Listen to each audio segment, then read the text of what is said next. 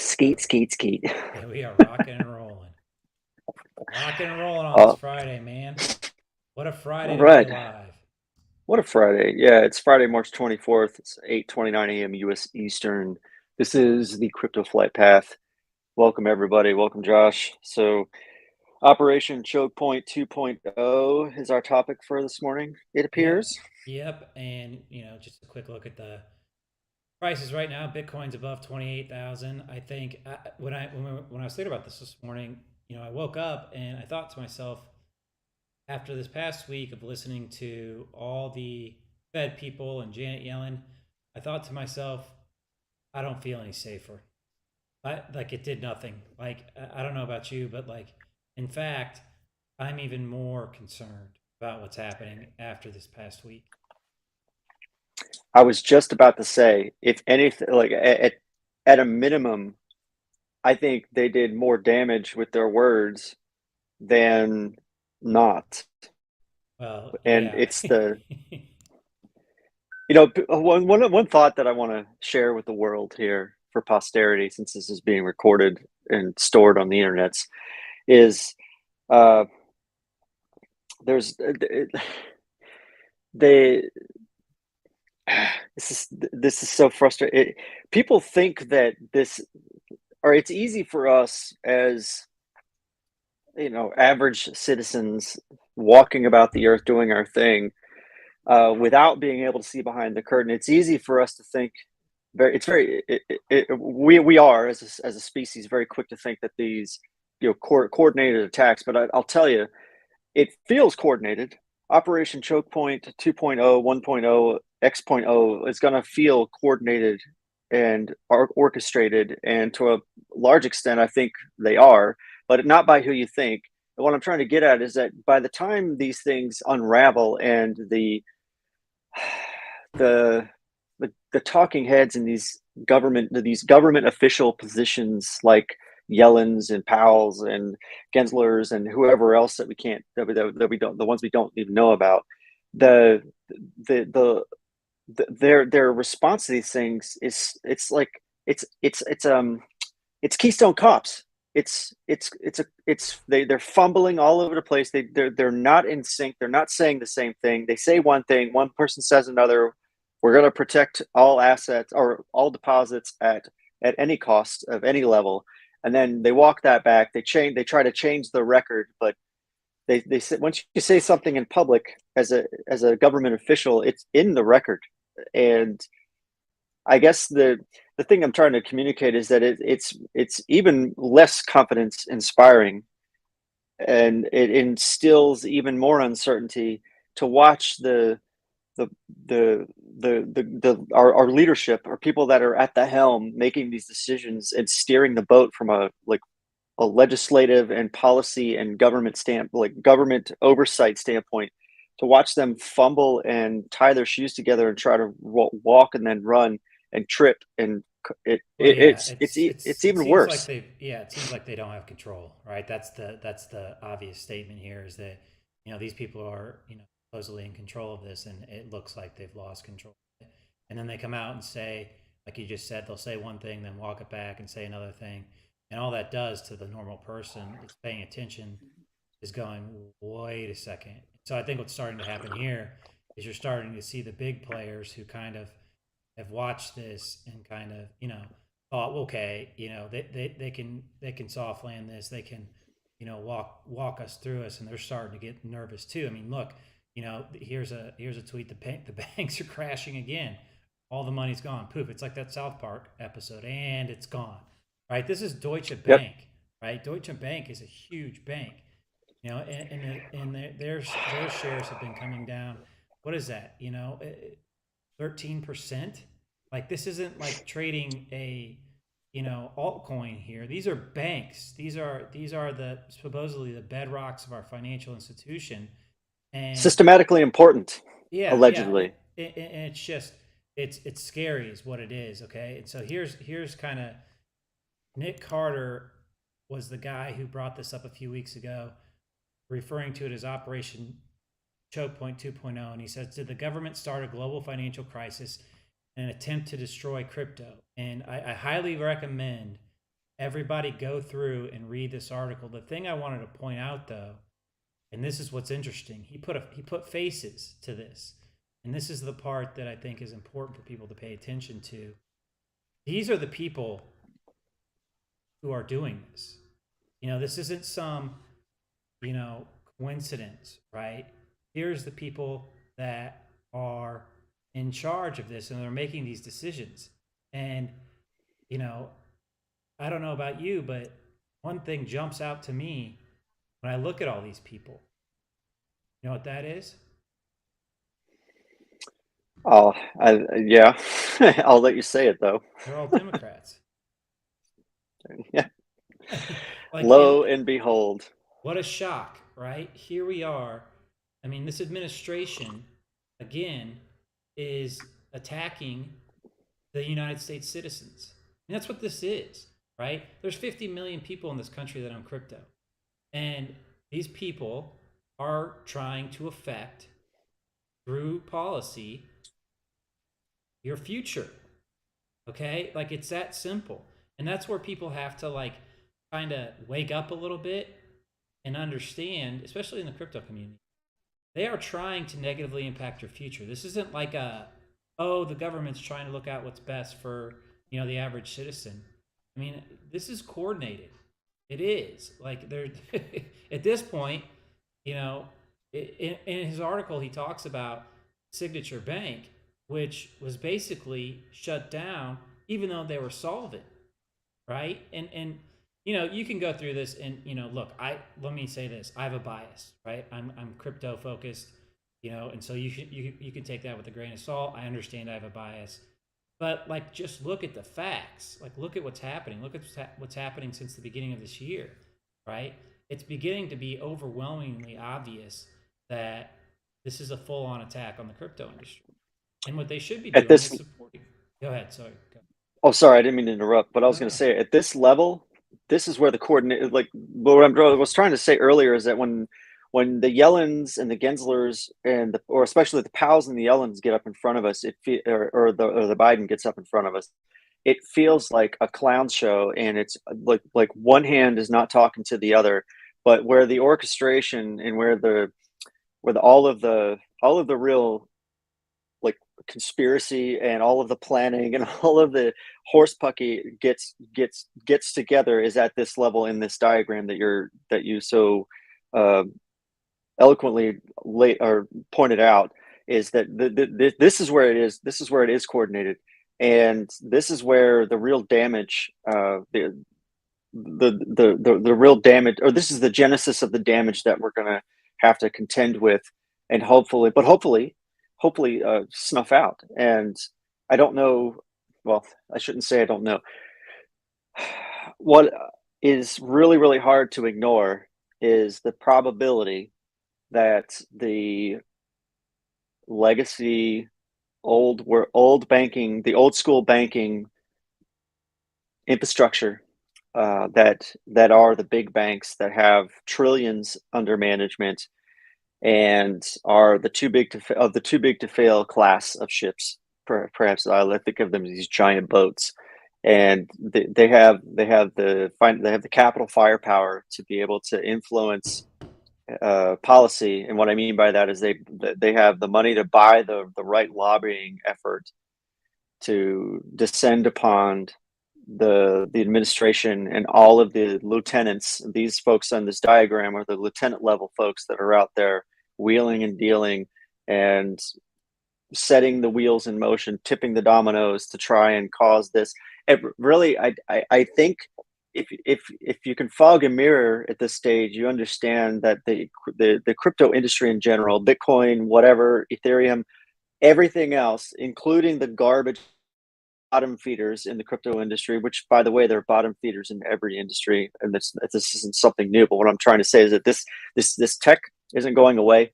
People are one wallet at a time, connected to one mind at a time, or probably in reverse there, are waking up and understanding that this is the future. This isn't going away. And these people understand that it's not going away. And their job, they're more like instead of a wrecking crew, which is what it feels like, they're more of a disruption, sowing sowing fear and trying to disrupt and intimidate enough people with it, or instill enough fear and get enough FUD into the media, which is really what they're architecting here is a giant negative PR campaign, and it's just enough to scare the average person, which there are a lot of them. The numbers are huge. The average person who doesn't really understand what crypto is, but understands that when my government officials are talking and the media is pounding me from every angle with all of this negativity, it sows enough fear, or instills enough fear in folks that they kind of just withdraw and say, yeah, I'm not gonna, it's too risky. I don't want to get in trouble, or what, or this is too complicated. And that's victory in the short term, while the existing legacy financial system figures out how to make the change that they need to somehow stay in the game and be able to profit as part of their business. So I think that's my conspiracy theory there. Yeah, no, I think this is the old guard. This is the old guard putting up an attack, right? And unfortunately for citizens of the United States, you know, we're the most powerful country in the world. A lot of that is because the U.S. dollar is a reserve currency, and this is a new thing that's happening, and they're not quite sure how to handle it, and they're taking the wrong approach. I think their intent, like you said, is to scare people, but what it's doing is it's waking people up, right? Because the government right now, because of actions they've taken over the past, I don't know, let's just say 10 years, people don't trust them. So like when Janet Yellen gets up there and says the banks are safe, the first thing I think is shit. The banks aren't safe, right? Or That's right. when Biden says the economy's strong, I'm like, we're screwed, right? It's like opposite world. All I know for sure is one thing: whatever's coming there out of their mouths isn't true. It's like the old saying, "How do you know when they're lying? When their lips are moving." Right? That's what's happening here, and people are smart. I will contend till the day I die that people are generally smart.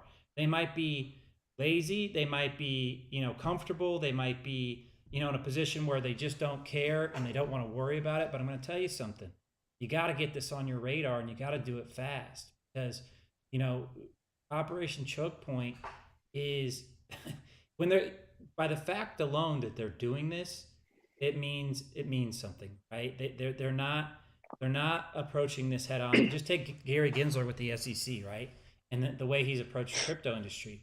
You know, there's been multiple companies that have came in and tried to say, "Hey, what are the rules?"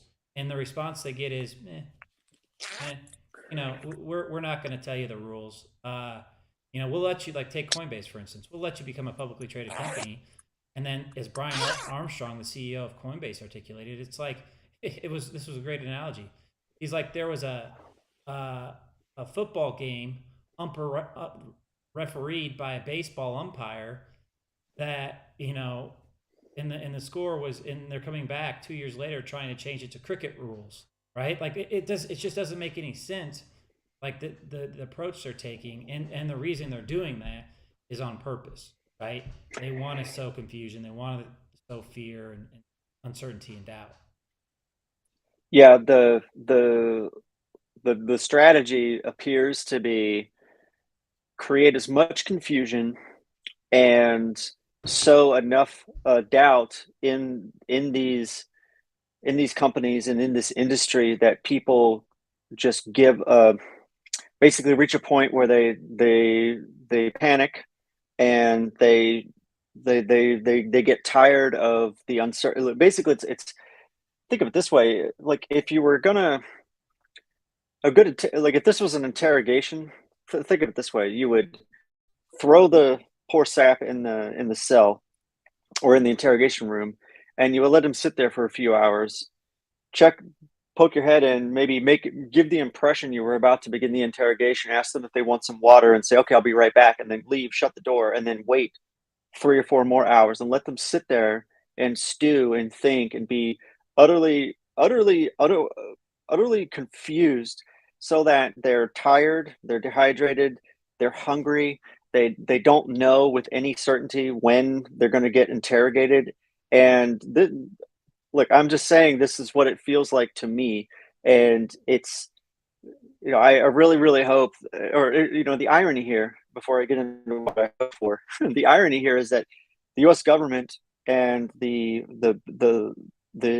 Wall Street players had no problem approving the application, if you will, for Coinbase to go from being a privately held enterprise to being a publicly traded company, as long as they filled out the forms and they wrote the checks.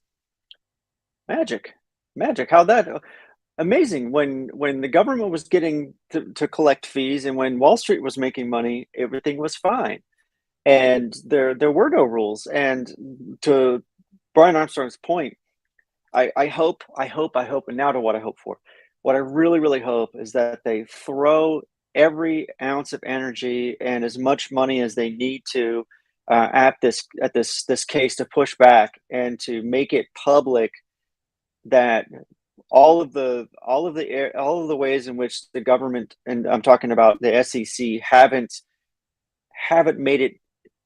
done their part to participate and help make this a process by which is fair and balanced. And I just, it's so frustrating. Executive branch. Bharat, did we vote for him? Did we vote for him? Did we vote for him? Did we vote for him? We didn't vote for any of these people. Okay? Him, her, none of them. These two. Elizabeth Warren, Sherrod Brown, vote them out. Get rid of them. Like, this is the thing that's amazing to me, is that, like, I followed politics my entire life, okay? And less so over the past 6 years since I've gotten into Bitcoin, because I looked at Bitcoin as a way to opt out of all this craziness, right?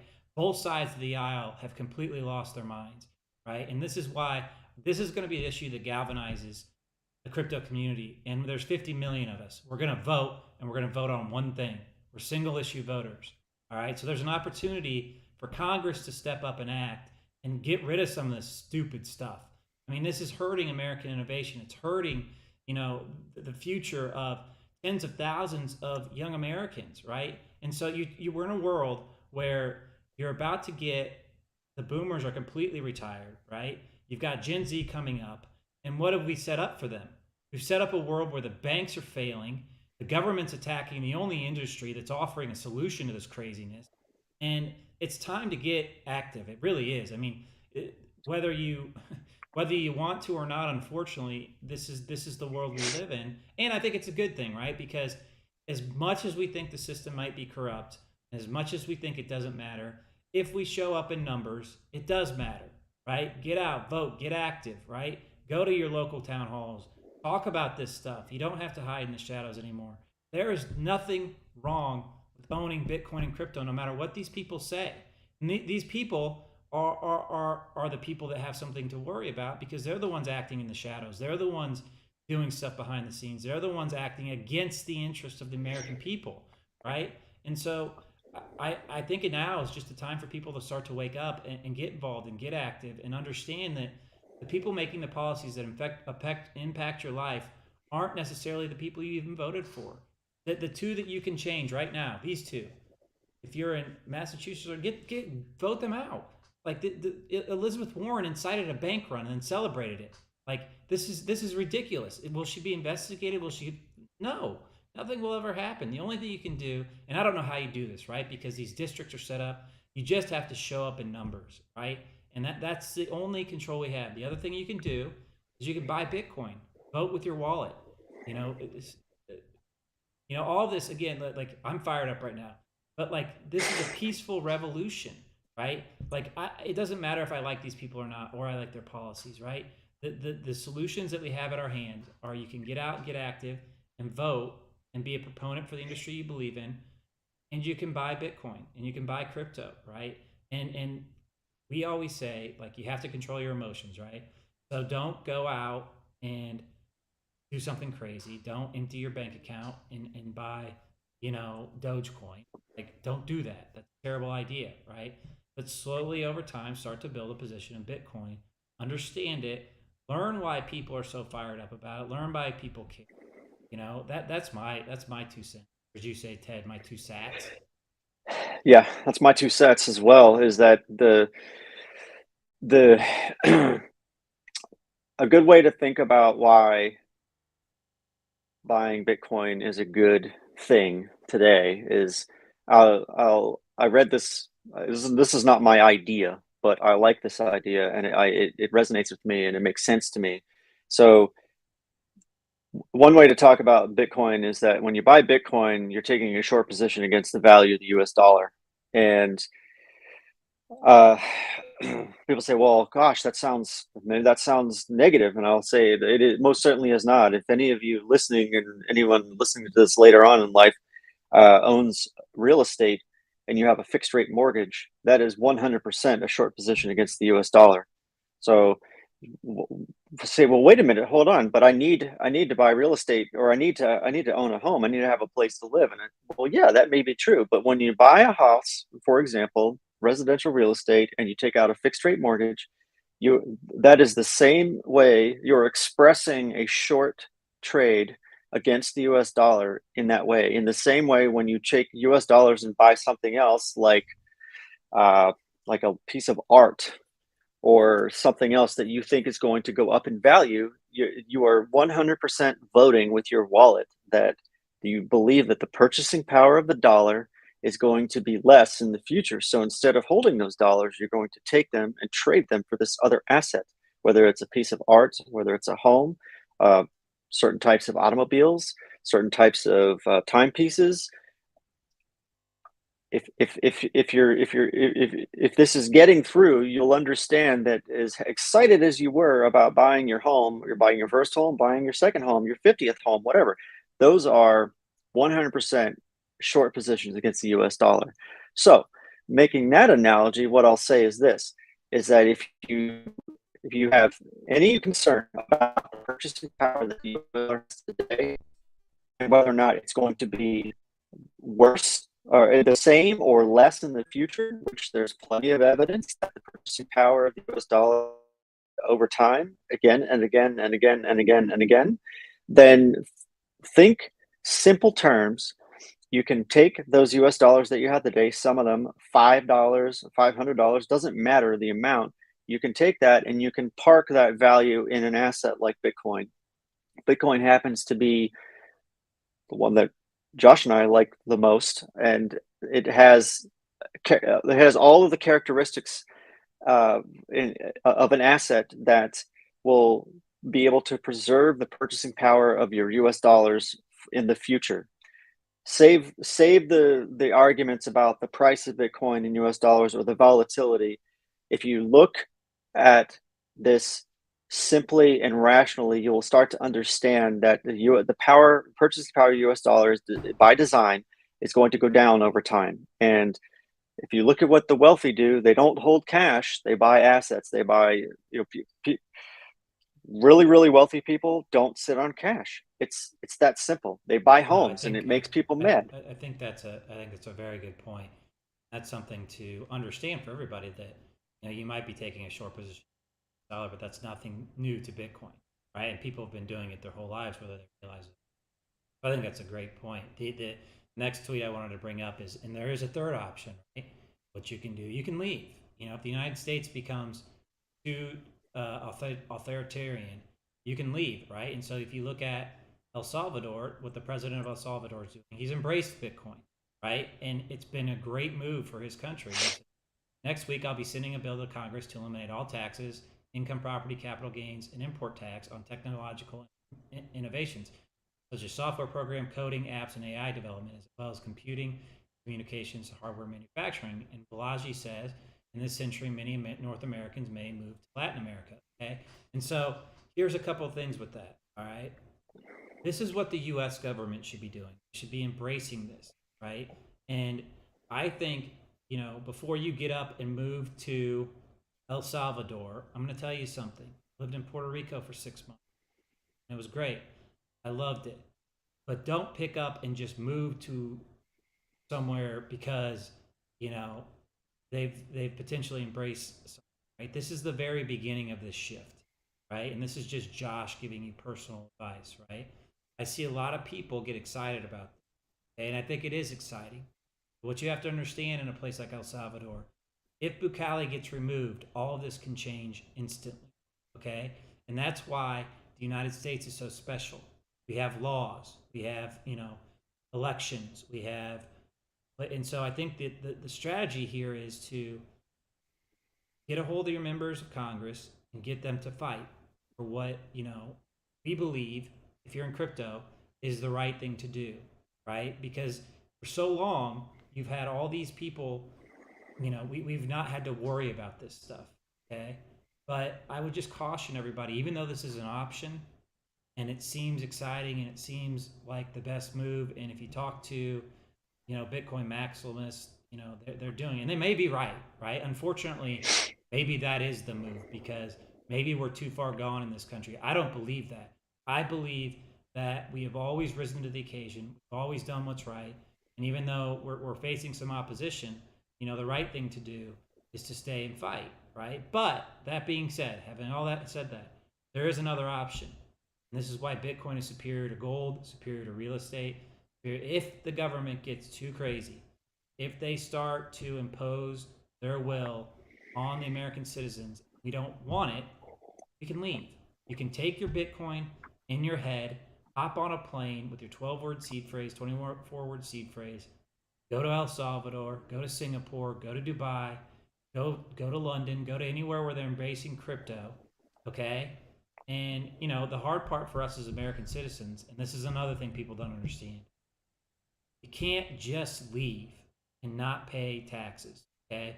And we're not necessarily talking about taxes here, but people look at this and they see, oh, I can go to El Salvador and not pay taxes. That's not true. If you're an American citizen, in order for you to do that, you have to renounce your U.S. citizenship, okay? And that is a big deal.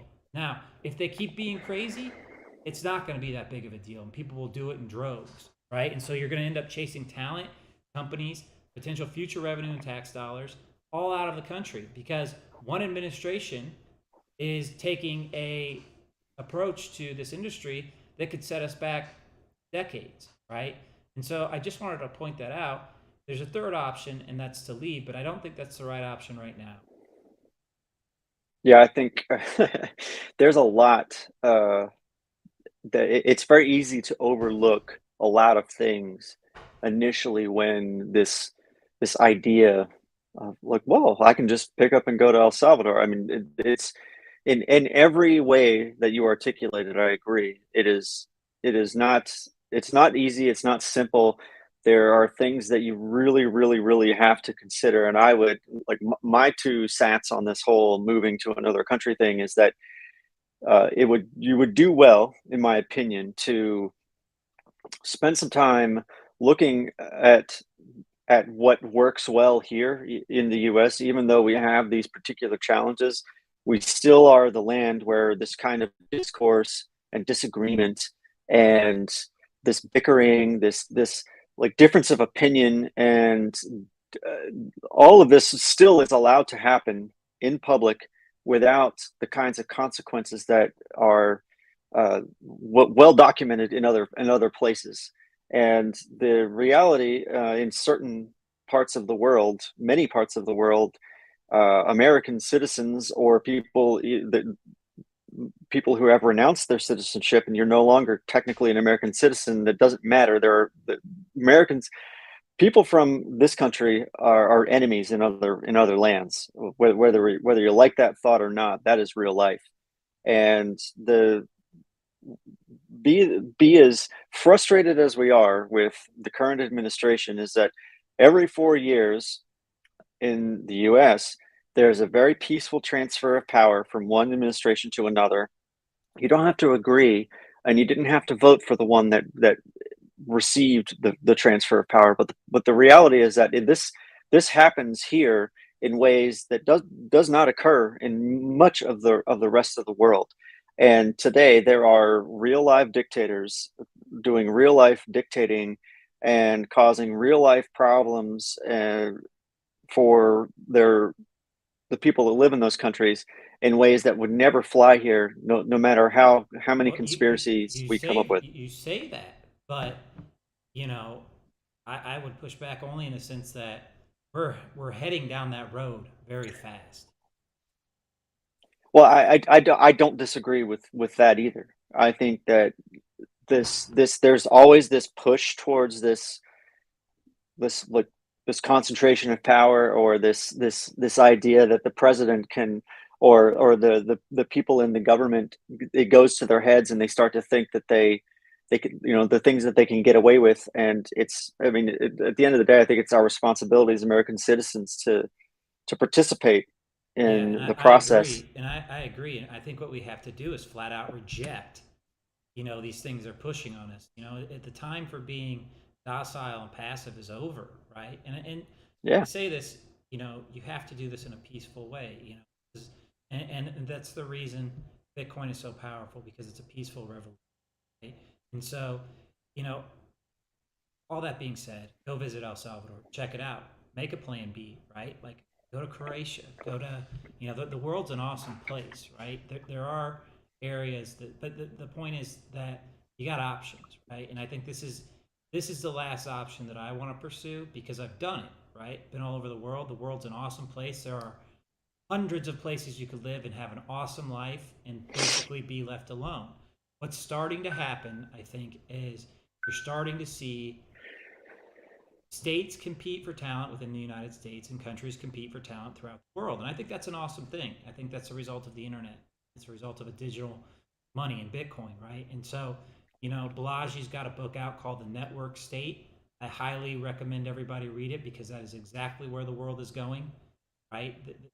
These communities are formed online first, and you can have a community of 10 million people, which is the size of a small country, which is bigger than most small countries, right?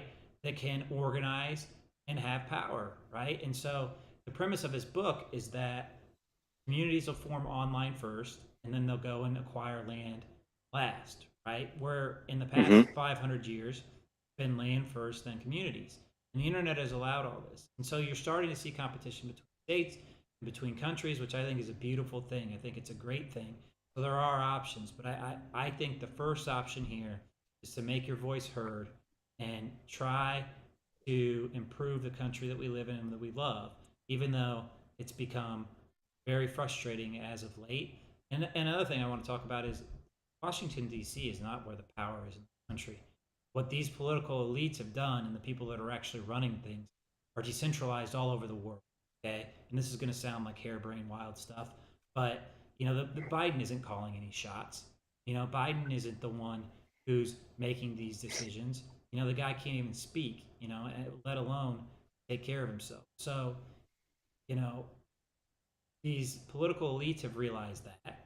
And, it's time for us to start understanding what we're up against. And without going too far down that rabbit hole, it's just important to consider that you do have the same option, right? And there is, you can, here in Illinois, my home state, I love the state, but the decisions they made have made it very apparent to me that's not where I'll spend my time, right? Or if you're in California, now you can go to Texas, Florida, you can go to Tennessee, you can go to Wyoming. There's a lot of states that protect rights, right? And in the United States, that's how it works. The states gave the federal government its power, right? And the states need to be the ones to stand up to some of this craziness. Texas is doing that, Florida is doing that. That's what we need to see, and that's why the United States is special. And I think you are going to see that in a big way. So that's something that's exciting to me, and I'm really excited over the next couple of weeks to see how Congress reacts to some of this shit, because there's an opportunity for political members and people in politics to really take advantage of you know the votes that are within the crypto community. And I believe, personal opinion, what the Bitcoin and crypto community believes in is also the traditional American values, right? Freedom, the ability to create your own business and be self-sovereign, right? The individual rights matter, right? All of these things are core American values that we should be embracing as a country and politically. But for some reason, and the reason is, the people that are currently in control want all the power and control. And you can't do that if Bitcoin and crypto are the predominant choice of money. And that's what's got them all fired up. Yeah, and they're smart, and they're going right for the jugular here to try to cut off. So at the banking system level, because we, as a society, we've become utterly dependent upon the banks that we use because we get up in the morning, we trade our labor for dollars on payday. Where does the money land? It lands in a bank. It travels the financial system through the Fed into the local bank or into the big bank, whatever bank you bank with, doesn't matter. All roads lead back to the Fed. And so there are the rails or the mechanism that money or that money uses, like like ACH and wire, or you know, people still write checks, but you can do bill things like bill pay. Those all use I call them rails, and that's not my term. That's just what people talk about, money traveling on rails. But what I'm trying to say here is that just like in Canada, when some people that didn't agree with the government started to raise their voice and organize, what did the Canadian government do? They went right for the jugular and they cut off access to these people's money because we live in a. They can't do that with Bitcoin. You know, That's right. and that's the thing, and that's what's so important that people. I think people are waking up to this, right? Like the example in Canada was a great example, right? And so Yes, it what they're was. merging towards is they're merging towards in July they're launching something called FedNow, and you have the well actually people saying it's not a CBDC. Okay, great. It's not technically a CBDC, but it's more control and a centralized authority of money, right? And that's what we're trying to get away from because that's what all these headaches are coming from, right? You know, there's nothing inherently wrong with fiat money. The issue arises in human nature when you give humans centralized control over something. They screw it up. They always have, we always will, right? And so the only way to get rid of that is to decentralize the money and make sure a certain political party or group of people can't control the money. And that's what happens with a decentralized Bitcoin.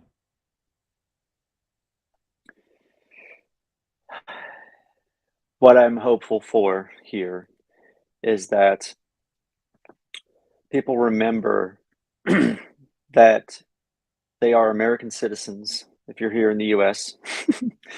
And it is your responsibility to participate in the political process, insofar as making sure that you vote.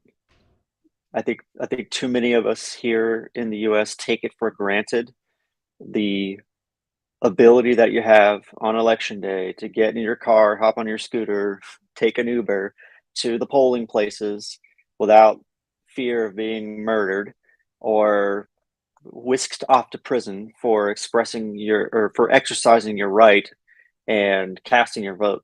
So I think it would be a very different world, or it would be a very different circumstance uh, if people really understood how the current apparatus the is attacking our money by cutting off these on and off ramps, and but basically the irony here perhaps is that the Elizabeth Warren's war on crypto led, or she's the mouthpiece perhaps, but the war on cutting off access to certain types of banks is almost like, to me, it's like cutting off your nose to spite your face. The financial system is being attacked by people who are trying to protect the one part of the financial system. And the thing I'm trying to say here is that if more individuals or more people at the individual layer or individual level here in our citizenry uh, were to experience being cut off from their bank in the same way that some banks are being cut off from access to financial services, it would send a very clear message, and or at least I would hope that the message would be clear. So what I'm trying to say is that it's interesting to me that individuals aren't being affected yet, but when they do, that's when I think it's we're Well, in the danger. We're already in the danger zone, in my opinion. my limits have been throttled down on the amount I can send. Okay, and I want to, but I want to make a point here. They're attacking your money not through anything to do with crypto. They're attacking it by printing trillions of dollars. They're attacking it by they're devaluing it simply through this new program. whatever they want to call it. They're just shuffling money. It's absurd, right? And so people want to, what they're going to try to do is put a blame on crypto. And the blame is what they've done with the money. They printed too much money. They messed up. You've got inflation. They're not going to be able to necessarily control it, right, in the way they want to. And again, this is a very complicated, nuanced subject. There's different kinds of inflation. There's monetary inflation. There's consumer goods inflation. Two different things caused by different things. The problem is with money is they're basically debasing the value of your dollar, right? Every day. We talked about this before. I don't know what the price of Bitcoin is going to be in 3 months. All I know is that my dollar will be less. That's a mathematical guarantee, right? And so whether it's Bitcoin, whether it's gold, you got to do stuff to kind of protect yourself against that. And I wanted to go over two more positive things. Good. Yeah. So, what we've got here is our buddy Rec Capital, and what he's pointing out is, if we close above 23,500 at the end of the month, then we will be able to it signifies a change in trend, right? And we'll have broken the year and 6 months or 5 months, 4 months downtrend started in November of 21. And this is again 4-year cycle, and this is what he operates. You can argue with me whether it's a 4-year cycle or the business cycle. They're pretty close, and where they line up. But this is a positive thing. If you're looking at charts and you're wondering about the price of Bitcoin, despite everything that's happened with Operation Choke Point 2.0 and all the attacks from the government, all the FUD, we are still in a position to where we're going to close, if we can close above 23,500, that we will have reversed the downtrend and begin a new uptrend. And I think that's unbelievable, right? I think that's, despite everything, that shows you the resilience of this asset in the face of all these attacks. And these attacks aren't from, meaningless critics, right? Like in skeptics and people that have opinions. Like Paul Krugman. Yeah. Meaningless. Norio Rubini or whatever his name, right? One of my favorite quotes is, "You don't ever see statues of critics," right? Like, so just ignore these people, right? Like they're wrong. But who is attacking it is basically the United States government, right? And you can say, well, blah blah blah. But look at what they're doing. Like it is like, you can ignore reality all you want, but in spite of all that, we're sitting at 28,000. Up almost 100% from the beginning of the year. I mean, this is proof that people are waking up. People are starting to understand this, and this asset class is extremely resilient. And so that gives me a lot of hope. That gives me, it makes me very optimistic for our future. And another thing I wanted to point out real quick here too is that, despite everything, we're hearing today the NASDAQ to launch crypto custody services in Q2 2023. So that's interesting, isn't it? And the NASDAQ isn't a small one-off operation, right? This is on the back of Fidelity selling Bitcoin and I think Ethereum, right? These are huge institutions.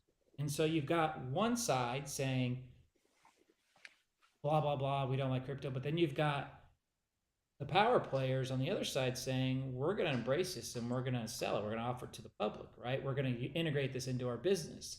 And that's no small matter. I think it's an incredibly positive sign. I think it's incredibly positive. Back to the Rect Capital chart for a second, if you don't mind. I want to point out something that's very interesting, is that the price of Bitcoin is being supported by the... Well, isn't that great timing?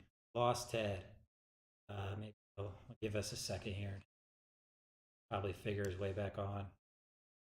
But yeah, I saw that. I saw that NASDAQ news. There we go. All right. I honestly don't have, but I didn't touch a thing to get back on. That was just magic, I guess. The point I was trying to communicate, or the thing I wanted to point out, is that it's interesting that the Bitcoin price, while it has come back down, it has been supported over the last several weeks and months through all kinds of FUD, all kinds of nastiness, all kinds of bad actors getting flushed out of the system.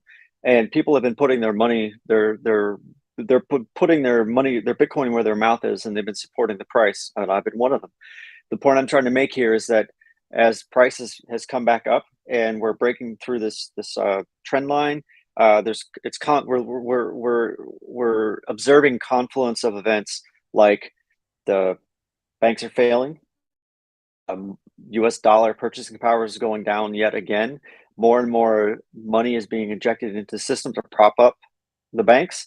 So that means more liquidity, and that means that people who are waking up to the stress in the system and the uncertainty that it's causing are saying, "Wait a minute, I want to opt out too." And one mind at a time, followed by one Bitcoin wallet at a time, accepting inbound inbound UTXOs in Bitcoin language, meaning funds landing in their Bitcoin wallet to hold as protection against the system that is very weak and is just it's not working. It's not working for you. It's working against you every day, every day. And So that's the old saying: when there's a fire in the room, the exit door gets really small, right? And you know, you want to preach to people, look, take, if this is something that interests you and you start to understand this, take a percentage of your assets that are stored in dollars and allocate them to an asset like Bitcoin, right? Do that's it controlled, do it, chances are, you know, and I don't know what's going to happen with it. Chances are we're going to have some time. I really don't want to see, even though this stuff is, crazy and happening quick. The first thing you should do is learn about the asset, understand the asset, understand what you're buying, why you're buying it, right?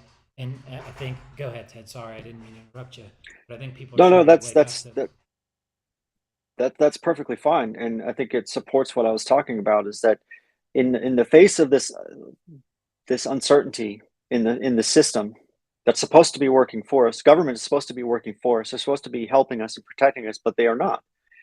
And the point I'm trying to get to is that when you come to this realization, uh, begin at the beginning. It's quite simple. If you understand very simple things about money and you start to come to these realizations about the existing system, and then you start looking at Bitcoin and looking at its characteristics, the simple characteristics. I won't bore any of us with those things because it's everyone has to understand these in their own way, in my opinion. So once you start down this path and you buy some and you have some skin in the game and you start to understand how the price in US dollars changes over time, and you understand that Bitcoin doesn't change, and you start to build your own understanding and your own thesis, and for better or for worse, this is what I think needs to happen, and is happening at the individual level, one mind at a time, followed by one Bitcoin wallet at a time. And this is how we protect ourselves today. So Yeah, and it's that's all I wanted to say about this confluence of events, this understanding and awakening that people are having around the world, much less here, and this where we see the prices leading the way here to for the trend to continue in this upward direction. well, and start to understand what you're actually doing. What you're doing is you're taking away counterparty risk that exists in the traditional banking system today, and that is the number one use of Bitcoin. And you hear all these critics talk about there's no use case for it. Well, I'm giving you the best use case in the world for it, right? And so within the community, within general, cryptoverse world, and people outside looking in, they're thinking, well, it's just a way for people to try to get rich quick. That's never been the idea, right? And then, like my old joke, like I always like to say, this get rich quick scheme is taking an awful long time. Bitcoin isn't necessarily a mechanism to generate wealth. It can be, but it's a mechanism to reduce your counterparty risk in traditional finance system. So you may not get rich owning Bitcoin, but you won't lose your money. Your bank fails if you own Bitcoin. So And that's that's important. just as good as getting rich, quite frankly, is keeping what you have. Yeah, And well, that's the hard. with Making money is easy. Keeping it's the hard part. and with regard to the Nasdaq being, I think it's a no. It should make very good sense. Is that if the Nasdaq's willing to put their reputation on the line by making something like this public information, it means that they understand and they see an opportunity. So that's all I wanted to say there, and I think that's very interesting, and we can circle it back around to the top here at this juncture. No, I think that's a great place to leave it. And the last thing I want to say is like, again, there's an opportunity for banks, and I think there are some banks that are stepping up and embracing this, and depending on what state they're in and how they. But again, this is a chance to step up and be a leader, embrace crypto companies. There's nothing wrong with banking a crypto company, right? These are people that are creating products, are creating the next Apples, the next Googles, the next whatever. They're using crypto to do it, but there's an opportunity for banks to step up and embrace this and set themselves apart from the old legacy system, and an opportunity for politicians to step up and embrace this and set them apart from the old corrupt system, right? Let's work together to move forward, to embrace this technology and move the United States forward. And that to me seems like a no-brainer, right? And so I think you're going to I start to agree. see you're going to start to see that if a normal guy like me or Ted can understand that and realize it, these people that have something to actually gain by stepping up, and in spite of the current administration's throttling of the industry, say, I understand this. This is the future. This is tens and thousands of American jobs. This is where we are going. We don't want to hold back innovation in the United States. We don't want people leaving. We want that business here. I think you're going to start to see that. And the banks and politicians that do that will be embraced, and it will secure their spot for a very long time. So that's what I wanted to end it on. Ted, you got anything else? Hallelujah. All right, man. Well, great show. As always, not financial advice. I should probably start saying that at the beginning, but we're just two guys talking about crypto and governments, right? Which is all we want to talk about. I got into crypto to get away from government, and now here we are, full circle, right back to where we started. But I think this is a good thing. We knew this time would come. We're seeing who the enemies of crypto are, and I think enemies of crypto are enemies of the normal person. And so let them do what they're going to do. Let them out themselves, and I think the American people will see that. And I think ultimately we will stand up for what is right. And at the end, we'll come out of this all better served and all better positioned for the future. Couldn't have said it better myself.